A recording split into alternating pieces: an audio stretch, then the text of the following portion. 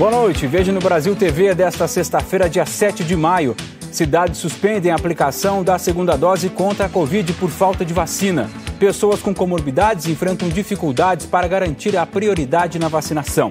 A Bahia registra novas explosões de agências bancárias. Depois do acidente em Sergipe, mais um monomotor cai, desta vez no Pará. E domingo é Dia das Mães e, apesar da pandemia, comerciantes esperam boas vendas neste fim de semana. É agora no Brasil TV.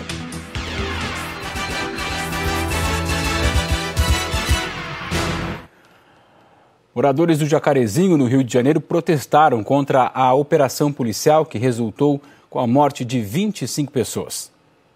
Alguns moradores protestaram junto com ONGs. Aqui que eles vieram ontem, se hoje, aqui continua da mesma forma. Segundo a polícia, 24 dos mortos eram bandidos.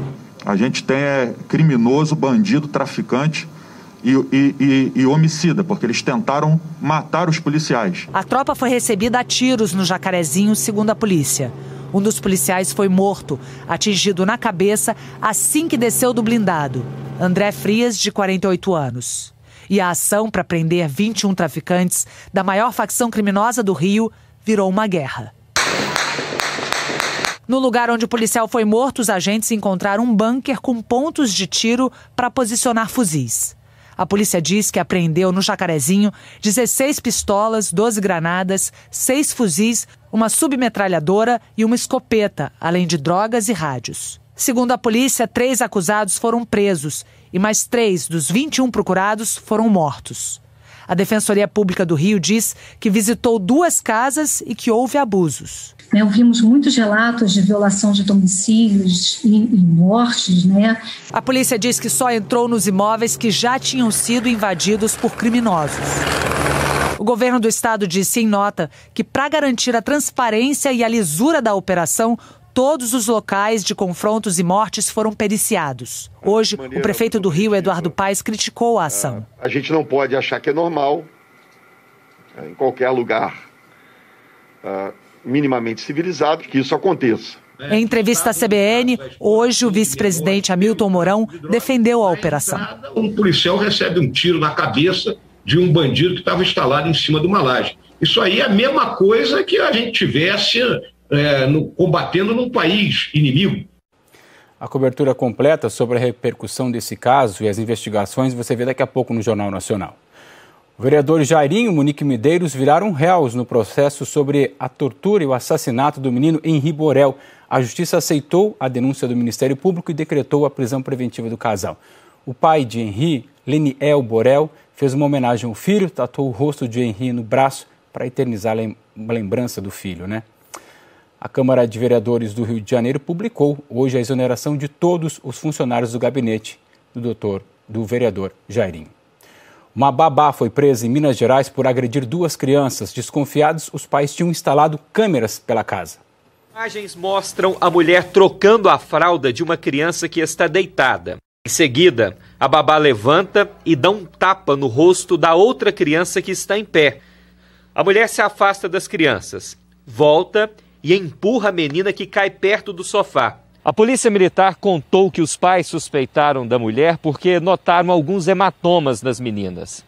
E que quando a babá chegava para trabalhar, notaram também que as crianças ficavam acuadas, com medo da mulher. Ela acabou admitindo a prática de maus tratos contra as crianças, sendo então presa em flagrante delito e encaminhada até a Delegacia de Polícia Civil para maiores esclarecimentos. A Polícia Civil informou que ratificou a prisão da mulher em flagrante para preventiva. A ela está sendo imputada a prática do crime de tortura, tendo em vista que na condição de babá era responsável pela segurança das crianças.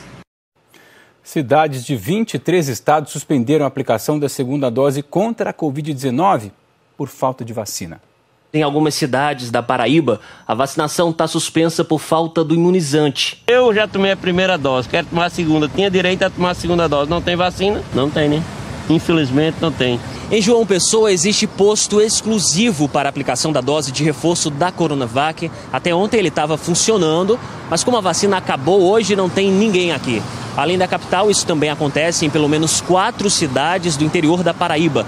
A previsão é de que amanhã 16.900 doses da Coronavac cheguem ao estado. Dona Josiane mora em Campina Grande e vai ter que esperar um pouco mais para completar a imunização. Não só sou eu, não. Meu irmão também está correndo atrás para se vacinar, porque já está se passando os dias. Em Rondonópolis, no sul de Mato Grosso, a aplicação da dose de reforço da Coronavac está suspensa desde a semana passada por falta de vacina. O meu dia era dia 29 e agora nós estamos nessa esperança de ser vacinado. A falta de doses da Coronavac começou depois que o então ministro da Saúde, Eduardo Pazuello, autorizou a aplicação das doses guardadas com o objetivo de ampliar a vacinação e atender mais gente. Essa infectologista da Comissão de Calendários Vacinais e Consensos da Sociedade Brasileira de Imunizações reforça a importância da segunda dose.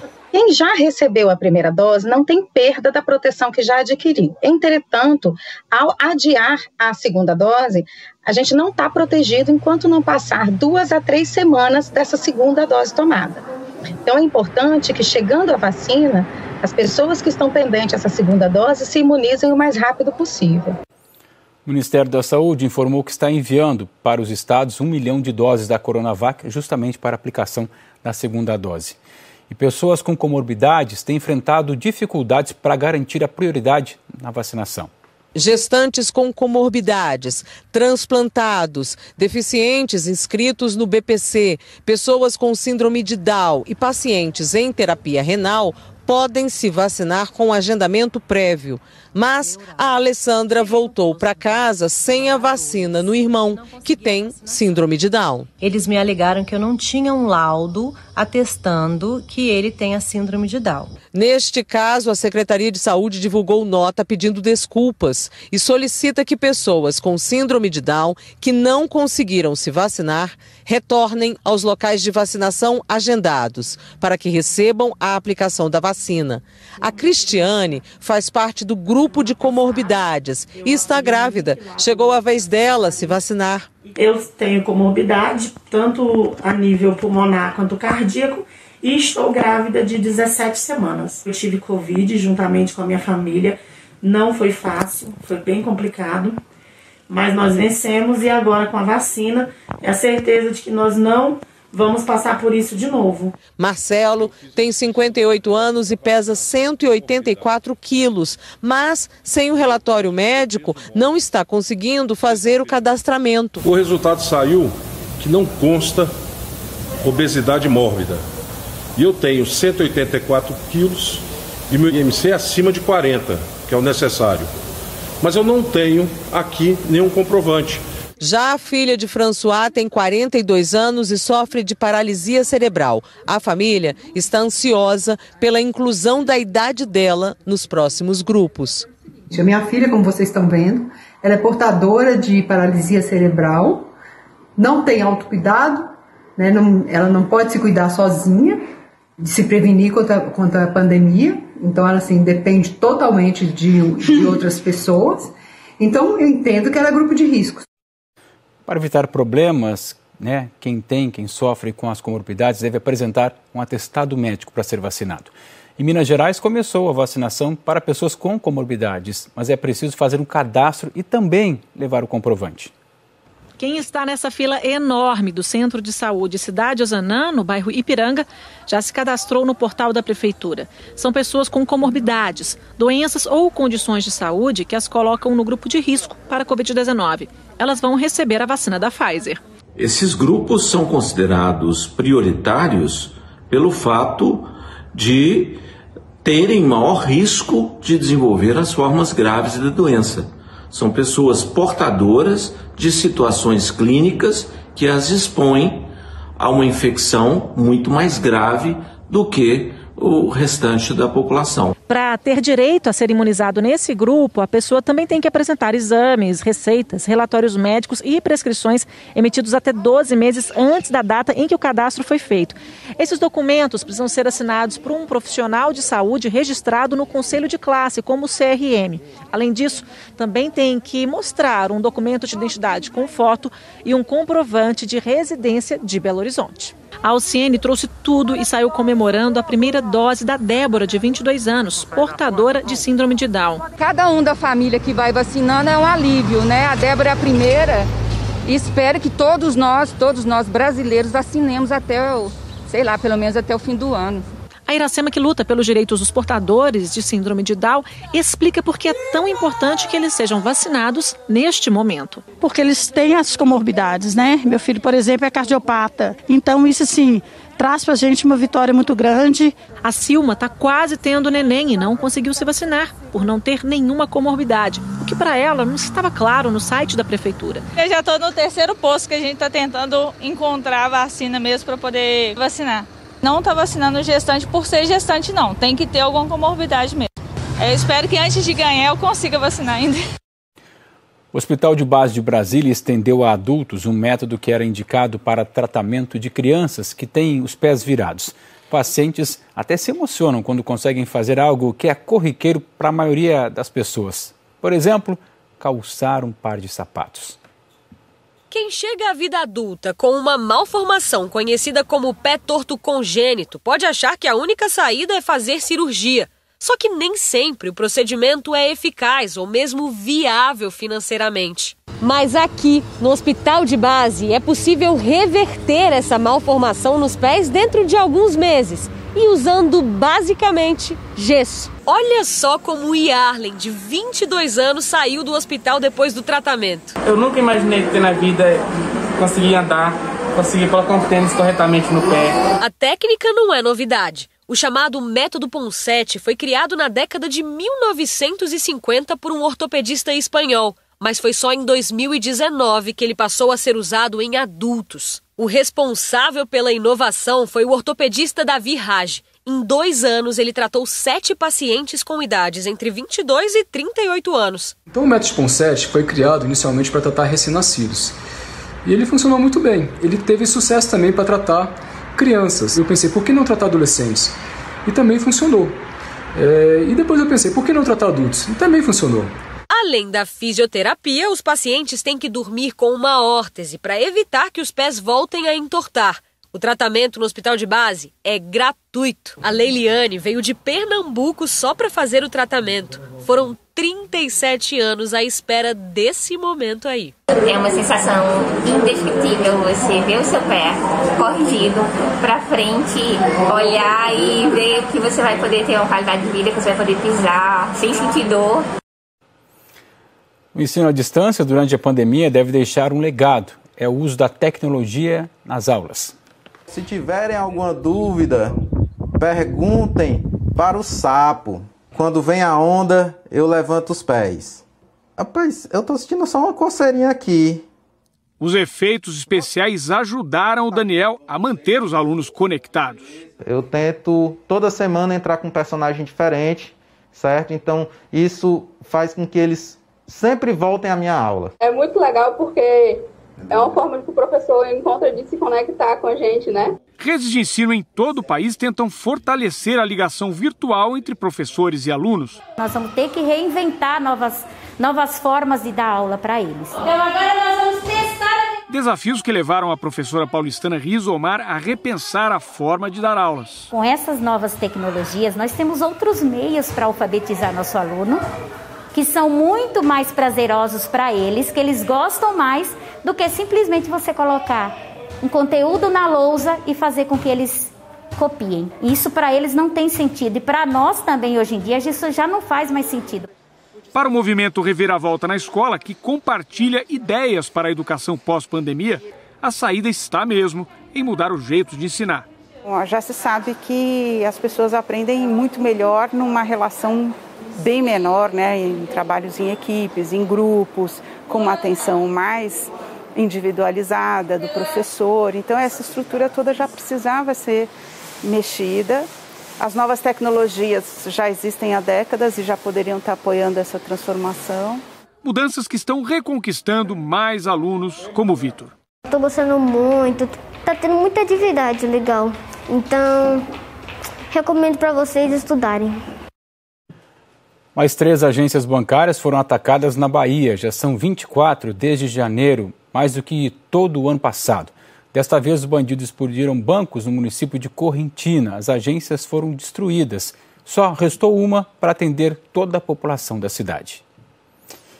Veja a seguir, comerciantes estão esperançosos com as vendas para o Dia das Mães.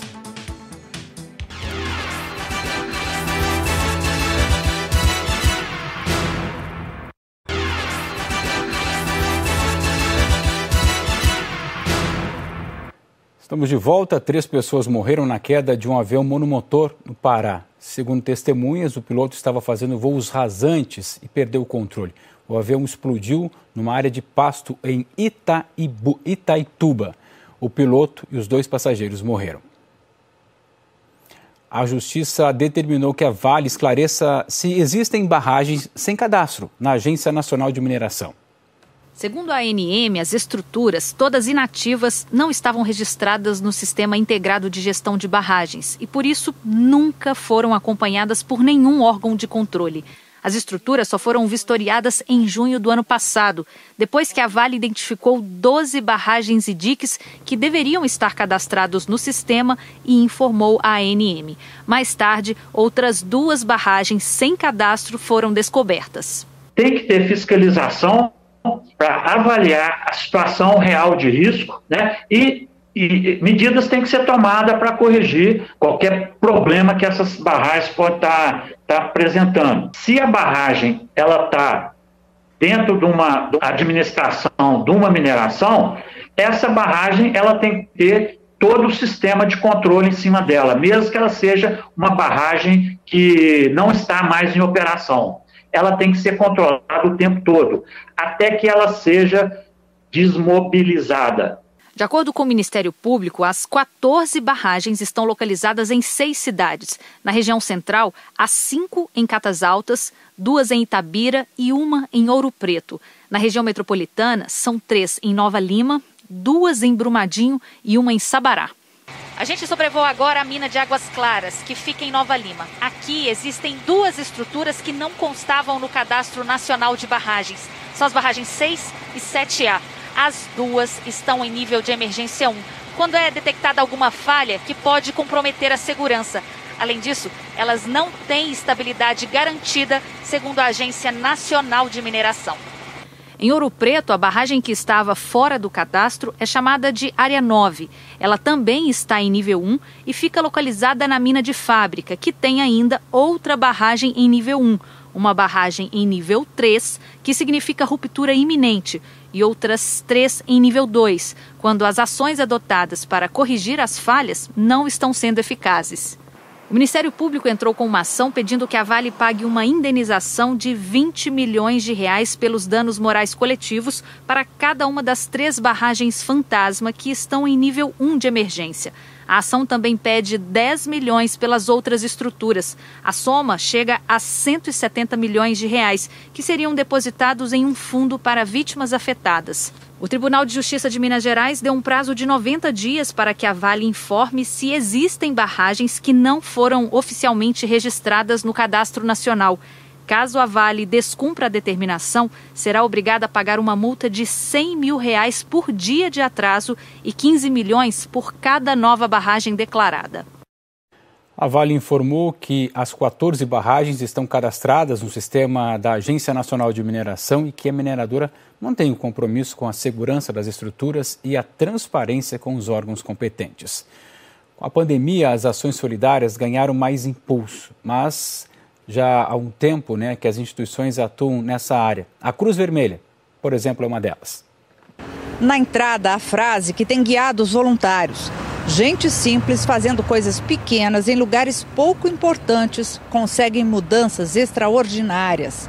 Seja ao embalar as cestas básicas ou na ajuda direta à comunidade. A Karina começou estudando aqui. Eu comecei a fazer o curso de auxiliar e técnico de enfermagem aqui na escola do CEFOR. E eu entrei como bolsista e depois de um ano eu me tornei funcionária da instituição, no mesmo departamento que eu estou hoje. A Cruz Vermelha Internacional tem 158 anos de existência, 108 aqui em São Paulo. Tem 3 prêmios Nobel da Paz, 2 pela atuação nas 2 grandes guerras mundiais. Ocupa uma área grande, perto do aeroporto de Congonhas, na zona sul da capital. Mantém um hospital, uma escola de enfermagem e toda uma estrutura de ajuda em tempos de paz e guerra. Hoje, a Cruz Vermelha está concentrada no combate aos nossos dois grandes inimigos, o novo coronavírus e a fome. A gente está trabalhando muito, principalmente porque o nosso fluxo de voluntariado ele não é constante, né? Tem dias que a gente tem mais voluntários e dias que a gente tem menos voluntários. E isso acaba influindo bastante na quantidade de cestas básicas e quantidade de atividades que a gente consegue fazer. Vocês fazem quantas por dia? Eu acho que em torno de 400. Nós já ajudamos mais de 500 mil pessoas através da doação de cestas básicas, kits de higiene e kits de limpeza. E nós temos uma parceria grande com o Projeto Cidade Solidária da Prefeitura de São Paulo, e onde nós fazemos toda uma operação logística para eles, e eles já distribuíram na cidade de São Paulo mais de 3 milhões de cestas. O Sidney trabalha como operador de empilhadeira numa empresa e nas horas de folga ajuda aqui.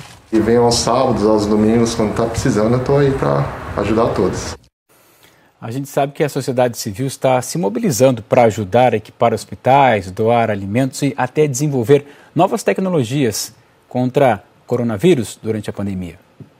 Nesse momento em que as unidades de saúde estão lotadas com pacientes de Covid, toda a ajuda é pouca, mas essencial, quando comparada ao volume de gente precisando de oxigênio. E uma indústria do ramo de alimentos, há 30 anos em Itaberaí, quis colaborar. Doou kits de máscaras de ventilação não invasiva para 8 hospitais municipais no estado. Esta outra empresa produz alimentos no interior de São Paulo e aqui em Goiás tem fábrica em Rio Verde, Tumbiara e Goiânia. Todas as unidades se mobilizaram para entregar parte da produção estimada em R$2 milhões ao projeto Mesa Brasil do SESC. A empresa doou 300 mil toneladas de alimentos. Já a Federação das Indústrias de Goiás criou a campanha Respira Goiás. Foi buscar junto aos empresários aquilo que no pátio da indústria ficava ocioso. Nós estamos entregando os primeiros 137 cilindros para que as companhias pudessem efetivamente pegar esses cilindros, encher e não faltar oxigênio em Goiás. O Ministério Público do Trabalho fez parceria com a UFG e entrou nessa corrente. Repassou R$1.300.000 em multas recolhidas de processos trabalhistas para os pesquisadores desenvolverem o teste RT-LAMP. Foi criado, elaborado um novo modelo de teste para identificação de Covid, em que o resultado sai rápido, bem como poderá ser comercializado por valores bem menores aos hoje comercializados no mercado. Domingo é Dia das Mães, está lembrado? Apesar dos prejuízos com a pandemia, os comerciantes estão esperançosos com a venda este ano. Tem coração todo cheio de flor, uma promoçãozinha, tem declaração de amor. Tá valendo de tudo nas vitrines para atrair o bolso dos filhos. Tudo para tirar o prejuízo que veio com a pandemia. Mas a Cláudia não quer nem pensar em prejuízo. Tá trabalhando pesado em casa, fazendo caixas personalizadas de presente. E ela diz que as vendas estão ótimas. A previsão para o Dia das Mães é sempre a segunda melhor data do comércio, a gente está muito otimista. Todo dia a gente tem tido pedidos novos e estamos trabalhando duro em cima disso para produzir tudo que foi pedido. E é para comemorar mesmo, afinal o Dia das Mães é a segunda data de maior venda do comércio, só perde para o Natal. Mas com a pandemia, as vendas do ano passado, nessa época, amargaram uma queda de 41% em todo o país. Foi o primeiro efeito da pandemia sobre a economia. Mas para o comerciante, agora olhar para frente, correr atrás do prejuízo. O Eite investiu pesado nos cuidados contra a Covid para atrair a clientela. Modifiquei toda a minha loja, deixei a minha loja mais ampla, né? Eu sempre deixo o meu janelão aberto para ter uma maior circulação. Então a gente sempre também tem o álcool disponível para os nossos clientes, e não só os clientes, e também os colaboradores da empresa também. E nessa onda de otimismo, o Sindicato do Comércio Varejista está contando com a volta do horário normal das lojas, dos shoppings, para aumentar um pouco mais a estimativa de venda para esse Dia das Mães. O Sindicato Varejista estima que deverá ter um crescimento entre 2% e 4% nas vendas do Dia das Mães, agora dia 9 de maio. Estimamos o valor do ticket médio perto de R$ 160 contra R$ 90 do ano passado. Agora, a pandemia ainda não acabou e ainda tem muita gente, com medo de enfrentar o comércio. E aí, a opção para muitos consumidores tem sido essa aqui: comprar de casa mesmo pela internet. A Yasmin tá super animada. Tem vendido bem as camisas dela.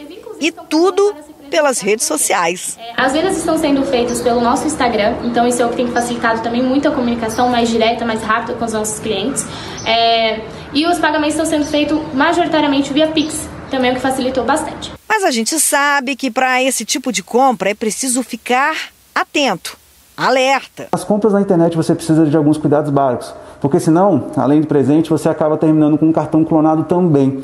Primeiro, você deve verificar se o site que você está acessando tem um cadeado fechado, que é o indicativo que tem uma segurança básica. Só faça compras no seu computador ou celular.